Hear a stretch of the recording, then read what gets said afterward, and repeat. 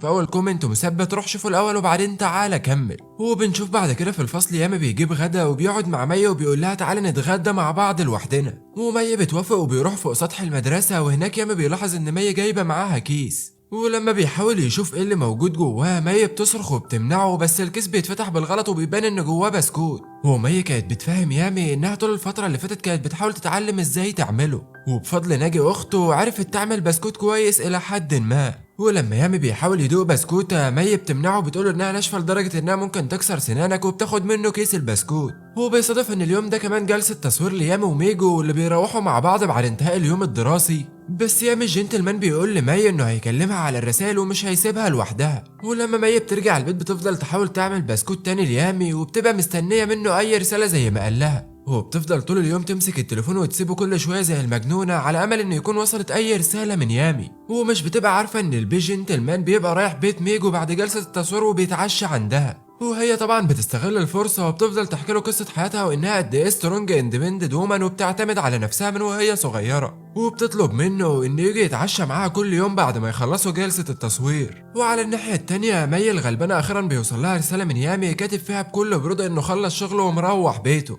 وعلشان مي عبتها بتفرح بالرساله بالرغم من انها عارفه انه بيكذب عليها. وبتمر الايام ويامي بيبعد عن مي واصحابه اكتر واكتر، والشغل بياخده منهم وبيقرب من ميجو اكتر، وحتى ايكو بتبقى زعلانه ان يامي ماسك في ميجو وسايب مي، وتقريبا كل الجلسات اللي كان مع ميجو فيها حضنته فيهم كلهم، لحد ما بيجي اليوم اللي مي بتزهق فيه من كل الهبل اللي بيحصل ده، وبتقوم تمشي في الممر بتاع المدرسه، وبتسمع بنتين بيتكلموا في ان يامي بيروح كل يوم بيت ميجو وبقى رامي طوبة مي خلاص. ومي بتسمع الكلام ده من هنا وبتحس ان حد كب عليها جردل الميه ساقعه، وبتفضل تعيط حتى لما ايكو وسامي بيشوفوها بيستغربوا لما بيشوفوا بنت بتعيط وبيسالوها عن السبب وبتقول لهم مفيش، لكن ايكو بتتعصب وبتمسك مي من لبسها وبتقول لها لو كان مفيش سبب فعلا فشوفي لك مكان فاضي وروحوا عيطوا فيه بعيد عننا، وبعد كده لما حد يسالك انت بتعيطي ليه قولوا له السبب عشان ما يقلقش عليكي. وسامي بتقول لها انها كانت ملاحظه حزنها من البدايه على يامي اللي بقى مع ميجو، وبتعتذر لها انها ما كانتش جنبها طول الفتره اللي فاتت. ومي بتعيط اكتر لما بتسمع الكلمتين دول وبتحكي لسامي وايكو على كل حاجه، وايكو بتفضل تديها محاضرات تنميه بشريه في انها تبطل قلق على يامي، وانها لازم تثق فيه وتبين له مشاعرها اكتر واكتر علشان الراجل ما يبصش لبره.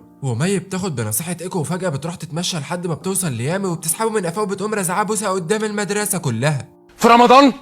وبعد البوسه دي مي بتفضل تعيط لانها مش بتبقى فاهمه حقيقه يامي اذا كان واحد بيلعب بالبنات ولا هو بيحبها فعلا، بس يامي بيقول لها انه المره ده هيوصلها لبيتها زي ما كان بيعمل كل مره. مع ذلك مي مش بتفرح وبتفضل ضاربه بوس طول الطريق، وبيقترح عليها انهم يقعدوا في الحديقه شويه علشان يقعدوا يتكلموا مع بعض شويه، وهناك بيقول لها انه هيكمل في مجال عرض الازياء ده لانها هي اللي شجعتها عليه من البدايه، وبيفضل يحكي كتير عن نفسه وسايب البنت المسكينه تحرق في دمها، لحد ما يامي بتزهق وبتقول له كفايه خنقتني، ويامي بيتقمص وبيروح البيت لوحده وبيسيبها. ومي بتتقهر قوي من تصرفات يامي ما بتبقاش مفهومه، حتى انها في اليوم المدرسه الكل بيلاحظ ان شكلها مش مظبوط وبيقلق عليها لان باين على وشها الاكتئاب والحزن، وكل ده بسبب الحب وعمايله. وسامي بتقرر تساعدها وبتديها مفتاح يعتبر تذكره لمهرجان، وبتقول لها تدي واحد تاني ليامي وتصالحوا ويروحوا مع بعض يهدروا المهرجان. ومي بتسمع كلام سامي وفي طريقها علشان تدور على يامي بتقابل ميجو خطفت الرجاله في وشها، وبتفضل تقول لها ده انتوا ويامي لايقين على بعض جدا حرفيا عصافير الحب.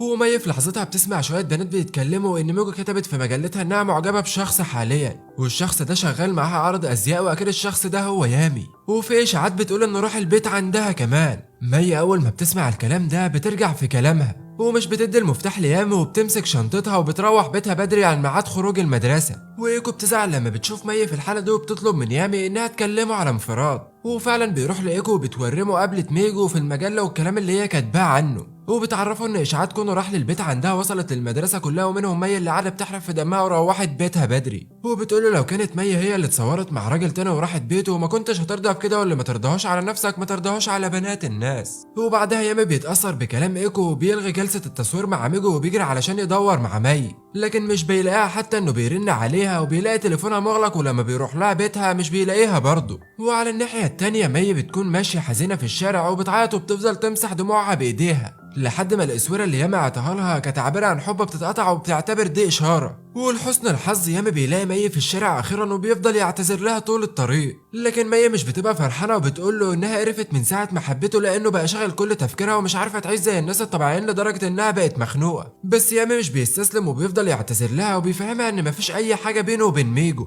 وبيشوف الاسوره المقطوعه على الارض بينزل يلمها بنفسه، ومي بتلم القطع معاه كانهم بيلم شملهم من جديد. بعد كده ياما بيروح لميجو وبيقول لها انه خلاص مش هيكمل معاها في شغلانه عرض الازياء دي لان مي بقت حزينه وبتغير عليه. وميجو بترد عليه وبتقول له هتسيب مستقبلك عشان حته بنت ملهاش لازمه. وياما بيحرق دمها اكتر وبيقول لها ايوه حته البت دي هي كل حاجه بالنسبه لي. وهنا بقى ميجو بتقرر تبقى حربايه بروماكس وبتروح لسامي وهي وسط مي وايكو وبتقول لها تعالي معايا جلسه التصوير اتفرجي على عرض الازياء الجديد. بس سامي بتحرجها وبترفض، وايكو بتلاحظ ان ميجو حتى ما بتبصش على مي وبتعرف انها متكده منها لانها اتصالحت مع يامي وساب عرض الازياء علشانها. وبعد المدرسه يامي ومي بيتمشوا مع بعض لحد ما يامي بيوصل مي شغلها وبيروح للسوق، وده علشان يشتري ليها هديه وبيفضل مستناها طول اليوم لحد ما بتخلص شغلها. وبيوصلها لبيتها مخصوص وكانه اعتذر ليها عشان خلاها تستناه كتير ايام ما كان عارض ازياء. بس الدنيا بتمطر ويامي هدومه كلها بتتبل بسبب ان جنتلمان ومخلي الشمسيه فوق راس مي بس. ومي بتخليه يدخل بيتها علشان يغير هدومه المبلوله دي،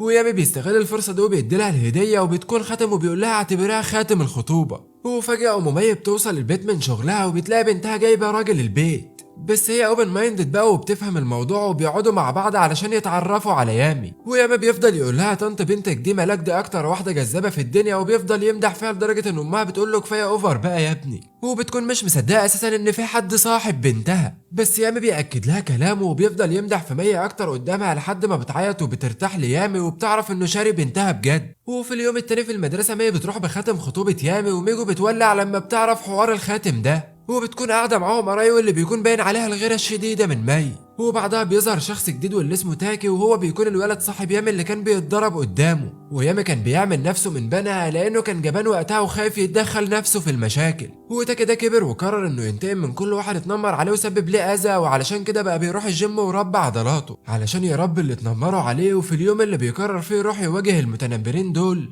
قبلها عدى على محل الحلويات اللي مي شغاله فيه وبيقابلها وبيقول لها انه شافها في المدرسه قبل كده، وبيحكي لها قصه حياته وانه دلوقتي رايح ياخد حقه. بس مي بتنصحه بانه ما يعملش كده لان مش هيغير حاجه ويسامحه وخلاص على كده. لكن تاكي بينشف دماغه وبيروح برضه المدرسه يستنى الولد اللي كان بيتنمر عليه زمان، وبيكون رايح يضربه خلاص، وبيلاحظ ان هو بقى شاب ضعيف ومالوش اي لازمه، وبيسيبه في حاله فعلا وبيفضل يفكر كتير هل اللي هو بيعمله ده صح ولا لا. ويا ترى كلام مي هو اللي صح لحد ما بيقابل يامي في وشه وبيقول له بصراحه يا اسطى انا وقعت في حب حبيبتك. وفي المدرسه ميجو بتقرر انها تستغل تاكي في انها تفشكل ما بين مي ويامي، وده علشان تاخده لنفسها. بس في الاول بتحاول تقرب من تاكي وبتجيب له تذكره المهرجان بيحبه، وبتكسبه كصديق في الاول لحد ما تحتاجه بعدين، وتنقل بعدها لمرحله خطف اصحاب مي منها. وبتبدا بسامي واللي بتفضل ماشيه وراها كتير وبتفضل تعمل نفسها انها بتساعدها ومهتمه بيها، وبتقول لها كلام حلو زي انها اول صديقه لها في المدرسه دي وهي ممتنه جدا لوجودها معاه ولازم يقربوا من بعض اكتر واكتر. وفي نص كل الكلام ده ميجو بتلمح مي جايه في الطريق وبتقول لسامي انها هتروح مشوار بسرعه وتيجي علشان مش بتبقى طايقه مي اطلاقا. ومي بتبقى ملاحظه كل ده، واعمال ميجو الحربوقه مش بتنتهي لحد هنا، لا ده كمان بتروح لعند يامي وبتقول له في موضوع خطير لازم اقول لك عليه، وهو ان سمعت السنيوره بتاعتك وهي بتتكلم مع تاكي والاتنين بيتفقوا مع بعض يروحوا المهرجان السنوي مع بعض. انا قلت اقول لك بس علشان احذرك بس يا اخويا ان النسوان مالهمش امان زي ما انت عارف. ويامي بيفضل يشك في مي خصوصا بعد ما تاكي قال له انه معجب بيها، حتى لما بيروح يتمشى مع مي للبيت بيفضل يسالها اذا كانت حبت حد غيره قبل كده ولا وعدت حد قبله، ومي بتفضل تقول له لا طبعا انت بتقول ايه. بس يامي بيفضل مقموص وبيمشي ويسيبها، حتى انه تاني يوم بيفضل يتجاهلها ومش بيتكلم معاها اطلاقا وبتروح البيت لوحدها، وبيكبر عندها شعور الخوف ان الكل هيسيبها ويغدر بيها دلوقتي. وفي نفس الوقت ده ميجو الحربوقه بتكمل اللي هي بتعمله وبتروح تنشن على الهدف التاني وهو ايكو، وبتفضل تمدح فيها وفي شكلها وفي بشرتها وبتعزمها وهي وسامي في كافيه ابن ناس كده وبتدفع الحساب كمان. بس ايكو ذكيه وبتبقى عندها شك ان ميجو بتعمل كل ده لغرض شرير في دماغها. وعلى الناحيه التانيه تاكي بيفضل مستني مي طول فتره شغلها في المحل، ولما بتخلص شغلها بيفضل يتمشى معاها طول الطريق، وبيتمشى معاها طول الطريق، وفي الاخر بيعترف ليها بحبه وبيديها تذكره المهرجان اللي بيحبه، وكانت ميجو عطيها ليه قبل كده. بس الموضوع مش بيقف لهنا، الكلام كله بيتنشر في المدرسه والاشاعات بتكبر ان مي بتخون يامي مع تاكي والدنيا بتولع. وعلى اخر اليوم تاكي بيروح لعند مي وبيعتذر لها عن كل المشاكل اللي بيسببها عليها دي، بس يامي بيقفش مي مع تاكي وبيقول لها ايه الفجور اللي انت فيه ده يا هانم، بس تاكي بيتصدر له وبيدخلوا في خناقه مع بعض، وتاكي بيضرب فيها يامي بالبوكس، ومي بتبقى واقفه بتتفرج على الاتنين وهما بيتخانقوا ومفكره نفسها محور الكون. بس الصداقه مش بتهون برضه، وتاكي بيعرف يامي غلطه وان ساب مي في اكتر وقت كانت محتاجه له فيه، ولولا دعمه ليه زمان ما كانش وصل للي هو فيه دلوقتي، وبيعتذر له عن ضربه. ويامي بيقبل الاعتذار وبيقول لمي بعد كده انهم هيروحوا للمهرجان لوحدهم المره دي كتجديد للصلح ما بينهم. وفي اليوم التاني تاكي بيروح لعند ميجو وبيقول لها تبطل غيرها وحسد اتجاه مي، لان واضح للكل انها متغاظه منها وبتحاول تاذيها بكل الطرق. بس ميجو بتقلب الترابيزه على تاكي وبتقول له انت بتاذي مي وبتاذي صاحبك يامي كمان، والمفروض تخاف على صداقتكم بدل ما تخربها عشان بس خاطر الست هانم مي. بس تاكي بيحط ميجو عند حدها وبيقول لها انه عارف كونها بتحب يامي ومع ذلك مش قادره تعترف له، لا وكمان عايزه تكون محور اهتمام كل الموجودين في المدرسه، وكمان كل اللي يتكلم عليها هي وبس. بس هي المفروض تشوف لها حياة وتركز على شغلها احسن ما تركز ازاي تأذي الناس. وبيسيبها لوحدها في حيرة من امرها، لكن برضه مش بتسكت وبتروح لعند ايكو وسامي وبتلاقيهم قاعدين يختاروا هدايا حلوة ليامو ومي عشان عودة العلاقات ما بينهم. وسامي بتقترح على ميجو انها تختار هدية معاهم، بس الحرباية ميجو مش بتعرف تدير غيظها وبتقول لهم سيبكم من الكلام التافه ده وتعالوا معايا عرض ازياء طوكيو وهجيب لكم فساتين واكل كتير. بس ايكو الخبيثة بتفهم حقد وغيرة ميجو فبتقول لها انها مش رايحة معاها لو مي مش رايحة، وسامي بتقول لها نفس الكلام. بس ميجو برضه بتفضل تقدم عروض رهيبة على ايكو وسامي وبتحاول تخليهم يوافقوا بكل الطرق الممكنة، واخر لما بتزهق منهم بتزعق لهم وبتقول لهم انت هتيجوا معايا يعني هتيجوا معايا غصب عنكم. وهنا ايكو بتقوم لها وبتقول لها احنا مش الحيوانات بتوعك علشان نسمع كلامك. وميجو مش بتكتفي بالكسفه دي وبتروح تاخد شله من المدرسه علشان يخرجوا معاها،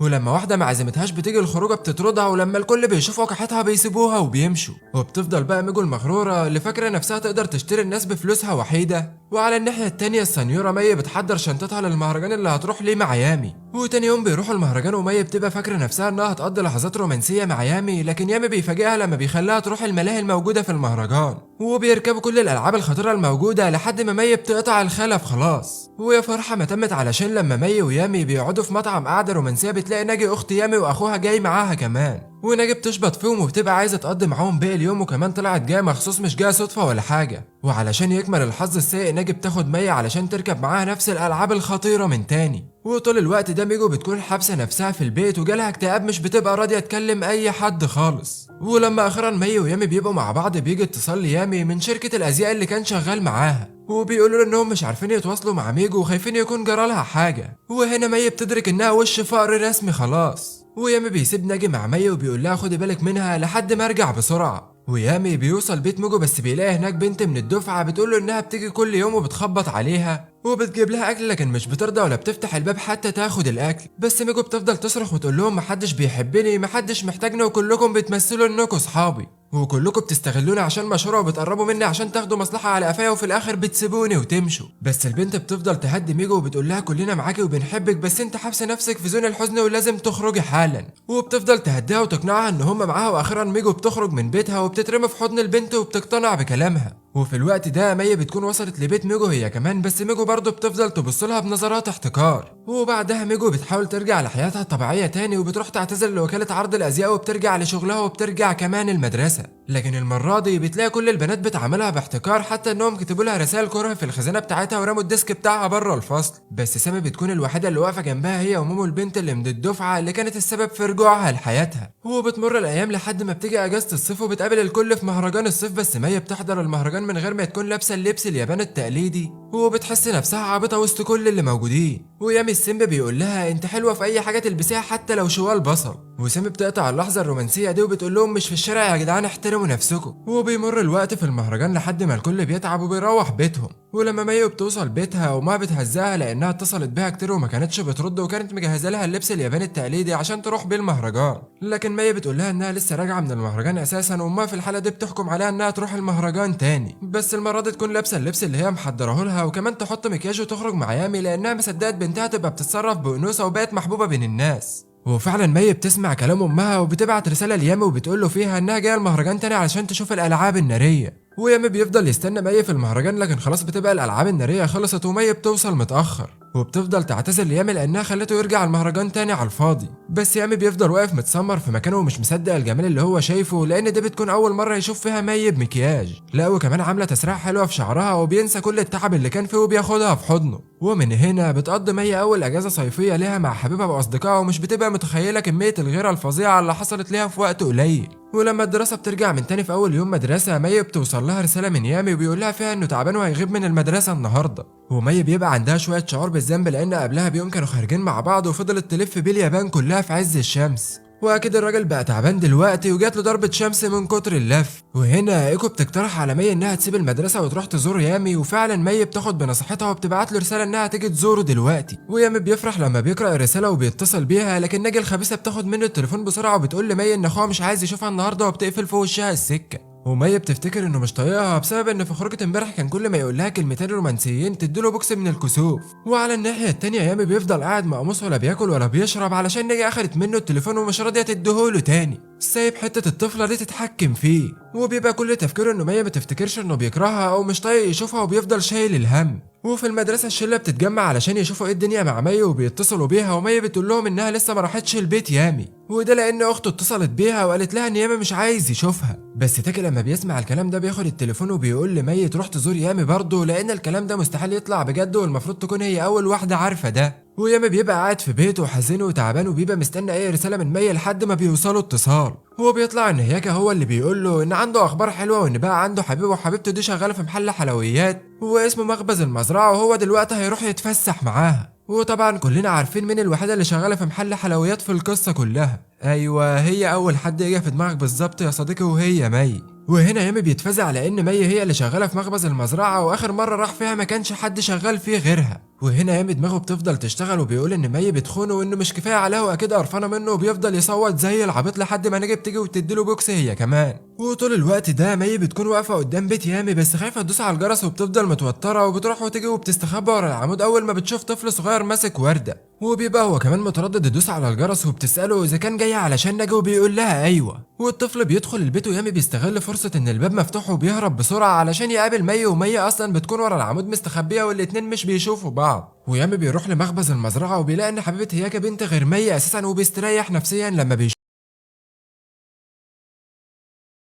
تأكد انه عايز يشوفها. وعلى حظها تليفون يامي بيفصل شحن، وبتدرك وقتها انه فعلا مش طايقها ولا عايز يشوفها، وهو في الحقيقه المسكين عمال يلف البلد علشان بيدور عليها. ولما بيلاقيها اخيرا بعد ما نفسه اتقطع من كتر الجري بيعتذر لها، ومية بتفضل تعيط قبل ما يكمل الاعتذار حتى وبياخدها بالحضن. ويامي بيفضل يفهمها ان ناجي هي اللي اخدت منه التليفون وهي اللي ردت عليها، وبيرجعوا زي السمنه على العسل من تاني. وبكده تكون خلصت حلقه النهارده. ولو وصلت لحد هنا بقى يا بطل عايزك تصلي على النبي وتوحد الله، وما تنساش تعمل لايك رايق زيك كده عشان نوصل الفيديو ده اكبر عدد من اللايكات.